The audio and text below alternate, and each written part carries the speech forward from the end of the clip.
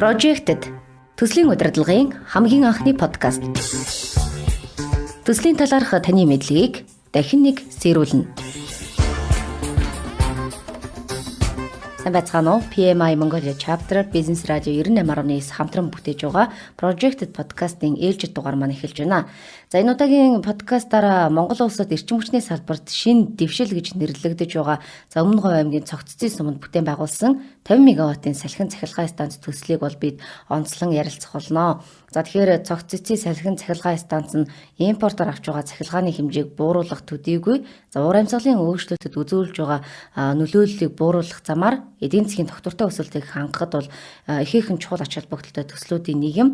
За энэ төслийн хөрөнгө оруулалт босгох чухал хэлэлцээрүүдийг гардан хийсэн Clean Energy Аз компани гүйцэтгэх захирал Орчлонг энэ удаагийнхаа нэвтрүүлэгтээ урин оролцуулж байгаа.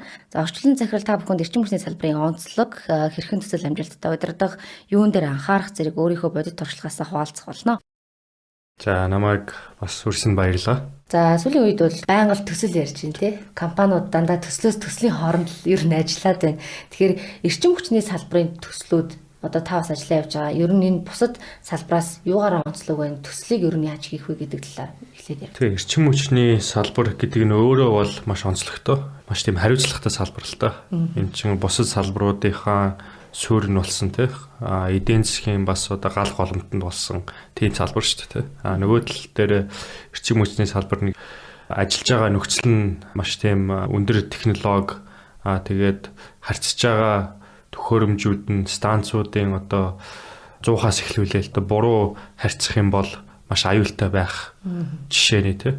Тэгэхээр ер нь бол одоо энэ эрчим хүчний салбар миний өмнөх ажиллаж байсан салбаруудаас бол бараг хамгийн хариуцлагатай аюулгүй байдлыг хамгийн сахих ёстой тийм салбаруудын одоо нэг гэж боддог. Тэр утгаараа бол одоо мэдээж энэ салбарт нь хэрэгжиж байгаа төслүүд ч гэсэн тэр хэмжээний бас хариуцлага дагагдсан тийм төслүүд байдаг. За бид нар одоо ингээд гэрээ-мэрэгээ зураад одоо ингээд ийм станц үүсгэн байгуулна шүү, бүтээн байгуулалт нь явуулна шүү гэд тохироо хийгээд тэр бүтээн байгуулалтаа хийхэр чин нөгөө талд нь бас манай эрчим хүчний сүлжээнд тийм хүлээлт байгаа. За одоо 50 мегаваттын салхин цахилгаан станц одоо ингээд баригдаад явж байна гэвэл жилийн дотор дуусах ёстой ч гэдэг юм уу те. Яг гэвэл тэр чинь маш нарийн хэрэглээ.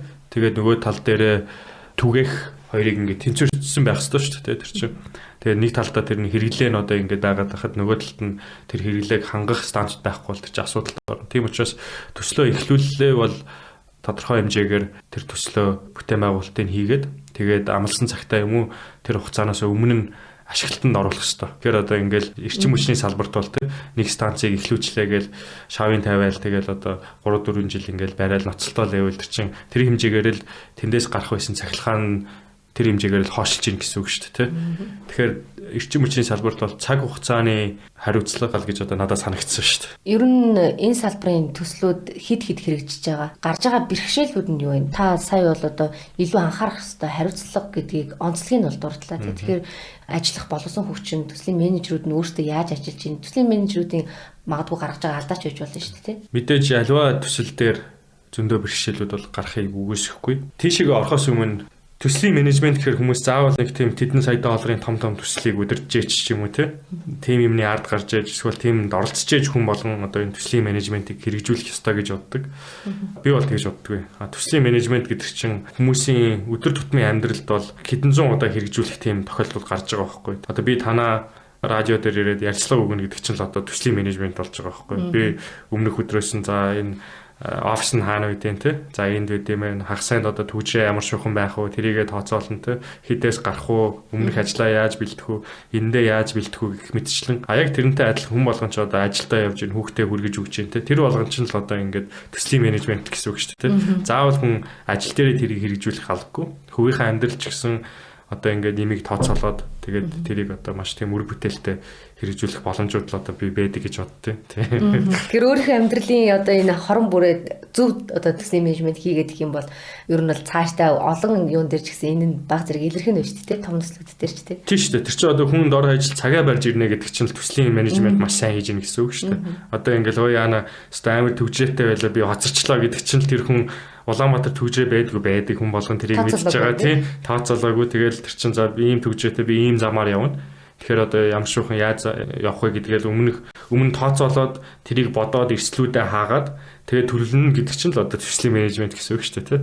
Тэгэхээр тэрийг бас одоо ингээд заавал ажил дээрээ ч биш хувийнхаа амьдрал дээр ч гэсэн хэрэгжүүлээд нутагшуулаад явбал бас илүү үр дүнтэй байх магадaltaй л гэж боддог юм, тийм. Төсөл гэдэг чинь хүмүүс одоо юу гэж төсөөлдөг вэ гэхээр төслийн менежмент одоо энэ нэг төслийг хэрэгжүүлж байна гэдэг чинь нэг төслөөр л хүмүүс төсөөлдөг байхгүй юу? Ялангуяа том төслүүд бол тэр чинь хизээч нэг төсөл гэж байхгүй. Дотроо бараг 1000 төслүүд, жижиг төслүүд ингэж явж байгаа байхгүй юу? Одоо манай салхин цахилгаан цогццгийн 50 мегаваттын салхин цахилгаан станцыг ингээд жишээ аваад үзвэл дотроо бол одоо бараг 2000 зүйлсээс бүрдэж байгаа шүү дээ, тийм. Яг том төсөл, том бүтээн байгуулалт чинь дотроо нэлээд хэдэн мянган тийм жижиг төслүүдээр би бол одоо задарсан гэж боддог байхгүй юу, тийм. Бид нар харахтаа нэг томоор нь харж байгаа. Тийм, харахтаа одоо ингээл нэг 50 мегаваттын салхин цахилгаан станцын төсөл байна гэж одоо ингээд харж байгаа. А яг хэрэгжүүлэхэд бол одоо тэр чинь маш олон задлж ээж одоо амжилттай хэрэгжүүлэх ёстой л гэж одоо би бол тэгж боддتي. А тэгээд миний туршлага дээр ч гэсэн одоо тийм байгаа.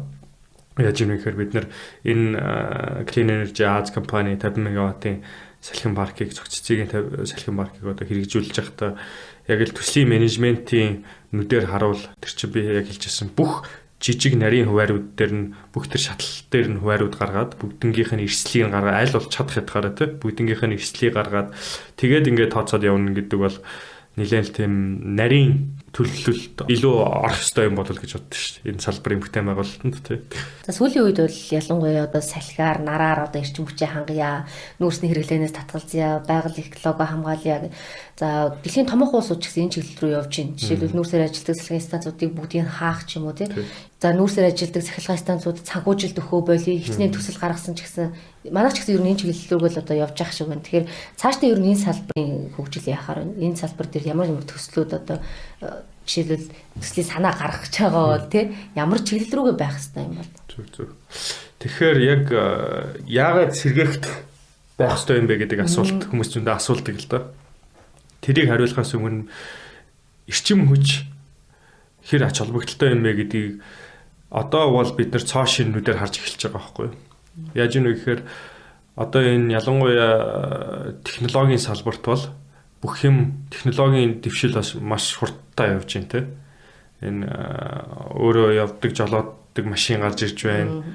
Тэгэл одоо энэ artificial intelligence гэдэг одоо хиймэл оюун ухаан гэл маш сайн мундаг юмнууд гарч ирж байна. Тэр бүхний чинь суурь нь юу юм бэ гэхээр цахилгаан байгаа даа байхгүй. Ард нь тэр чинь маш олон том дата центрүүд ажиллаж байж, маш олон компьютерүүд ажиллаж байж тэр хиймэл оюун ухааныг бүтээн тэр одоо 5G-ийн сүлжээг бий болгоно, датаг нь одоо нааш цааш нь явуулна те. Тэгээд хүн төрөлхтнөөр одоо энэ эрчим хүчний шинэ ирэнд орж байгаа гэж одоо би бол хөвдө бодоод байгаа байхгүй. Тэгээд бидний хөгжил бол угаасаа цаашдаа дандаа юм том дата, big data гэж ярьдаг. Тэгээд одоо технологийн салбар дээр үндэслэгдэж байгаа болохоор яг чаргагүй энэ суурь бүтээгдэхүүн эрчим хүч хэрэгтэй болж байгаа байхгүй. Тэгэнгүүт дараагийн асуулт юу вэ гэхээр за тэгвэл энэ эрчим хүч чинь хаанаас хангах юм гэдэг асуулт гарч ирнэ те. Энэ за бид нар өвдийн хүртэл одоо ингээд нефт нүүрсээр одоо ингээд эрчим хүчийг хангаад явчлаа те. Энэний хор нөлөөг бол сүүлийн 5-аас 10 жил одоо ойлгож эхэлж байна. Одоо бодитоогоор мэдрэгдэж шүү дээ. Одоо энэ мэдрэгдээд ирэхээр өөртөө анхаарал эхэлж байгаа шүү дээ. Харин тий. Хүмүүс нөгөө буруу ойлгоод байдээ. Дэлхийн дулаарл гэдэг шүү дээ тий.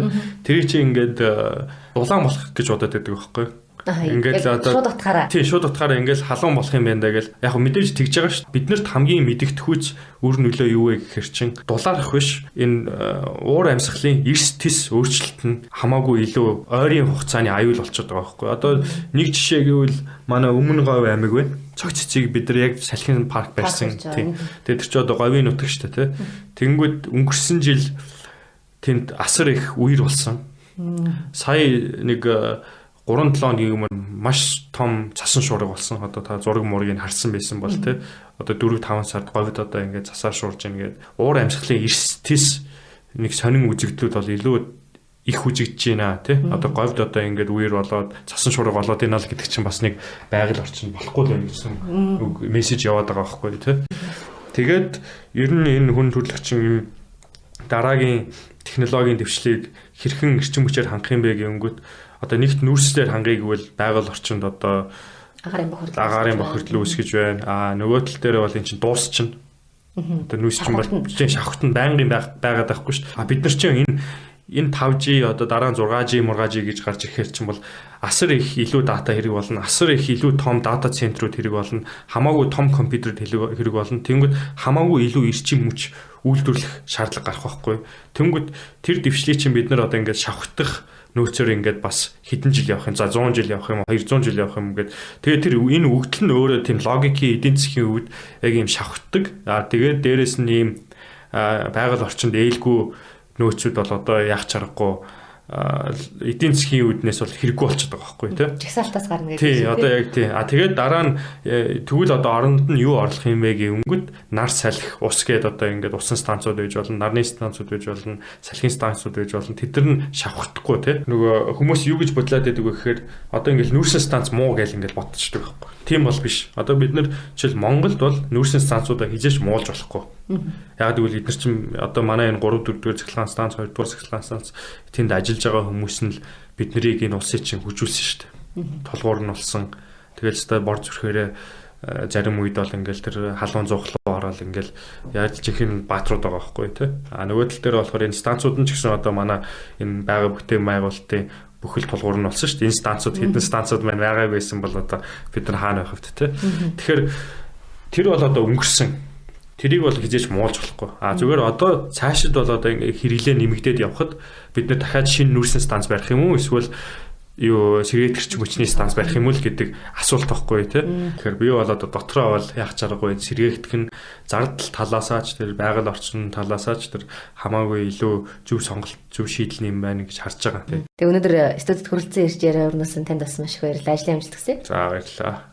Тэр өнөөдрийнхөө ярилцлагаар бид төслийн суурь бүтээгдэхүүн гол нөөцийг юу бүрдүүлж байгаагаас шалтгаалж төсөл урт хугацаанд эдийн засгийн үр өгөөжтэй эсэх санхүүжилт хөрөнгө оруулалт татах нэг чухал үзүүлэлт болдго юм байна.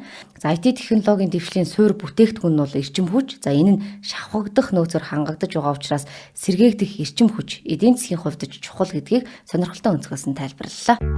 Projected төслийн удирдлагын хамгийн анхны подкаст. Төслийн талаарх таны мэдлэгийг дахин нэг сэрүүлнэ.